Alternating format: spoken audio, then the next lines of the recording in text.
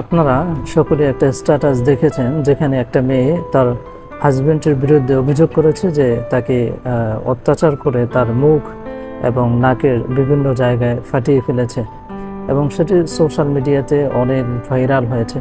তবে অনেক টেলিভিশন আছে যেখানে আমি দেখেছি সেই মেয়ের ইন্টারভিউ নেওয়া হচ্ছে। এটা আমার মনে হয় যে একপেশে হয়ে যাচ্ছে। যখন আপনি মনে হবে একটা মেয়েকে বা একটা হাজব্যান্ড তার ওয়াইফকে যখন মারবে, সেটার পিছনে অবশ্যই তো কোনো রিজনেবল বা কোনো রিজন তো অবশ্যই থাকবে। রিজন ছাড়া একজন হাজব্যান্ড তার ওয়াইফের গায়ে কীভাবে হাত তুলতে পারে? যেহেতু একটা মেয়ের আপনি তার বিষয়গুলো দেখে আপনি যখন তাকে ইন্টারভিউর জন্য ডাকবেন, তখন অবশ্যই তার হাজব্যান্ডের কাছেও আপনার ইন্টারভিউ নিতে হবে। তা না হলে কিন্তু আপনি জানতে পারবেন না যে মেয়ে যে অভিযোগটা যে করেছে সেটা আসলে সত্যি কিনা।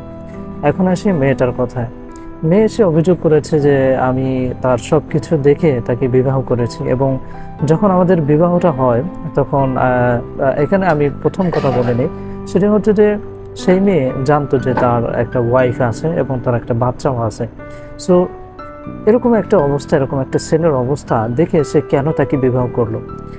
কেন বিবাহ করলো? এটা তো তার বোঝা উচিত ছিল যে তার একটা ওয়াইফ আছে, তার সন্তান আছে, যদি আমি তাকে বিবাহ করি তাহলে আমি অবশ্যই হেনস্থার শিকার হতে পারি। এটা হচ্ছে তার ফার্স্ট ভুল। এবং সেকেন্ড যেটা আমি বলবো সেটা হচ্ছে যে উনি একটা অভিযোগ করেছে তার স্বামীর বিরুদ্ধে। সেটি হচ্ছে যে যখন তাদের বিবাহ হয়, বিবাহ হওয়ার মেবি 1 সপ্তাহ 2 সপ্তাহ পর তার যে স্বাধীনতা আছে, ফ্রিডম আছে, সেটা নাকি সে কেড়ে নেয়।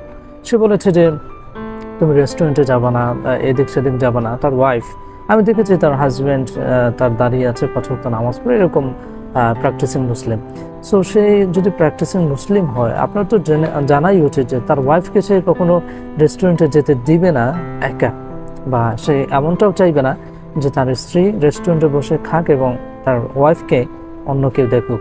তিনি যেহেতু ইসলামিক মনা মানুষ, প্র্যাকটিস করেন নামাজটা, সো তিনি এটা চাইতেই পারেন।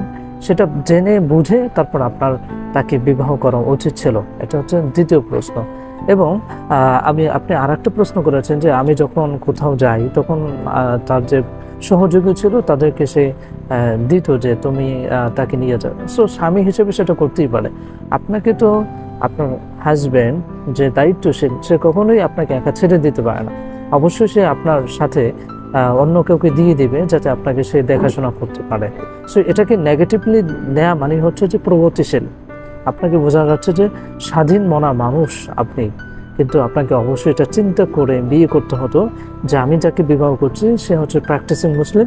সো সে এগুলিতে কখনোই কম্প্রোমাইজ করবে না যে তার ওয়াইফ রেস্টুরেন্টে বেপরদায় খাক এবং অন্যান্য মানুষ তাকে দেখুক। সো এরকমটা ভেবে চিনতে তারপর আপনার বিবাহ করা উচিত ছিল।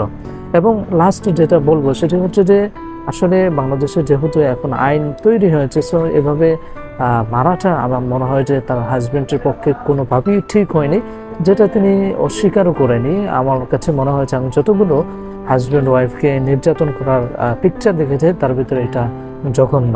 সেই হিসেবে আমি সেই স্বামীকে অবশ্যই ধিক্কার জানাই। এটা আপনার কোনোভাবেই ঠিক হয়নি। এখন আসি বিচারের বিষয়টা।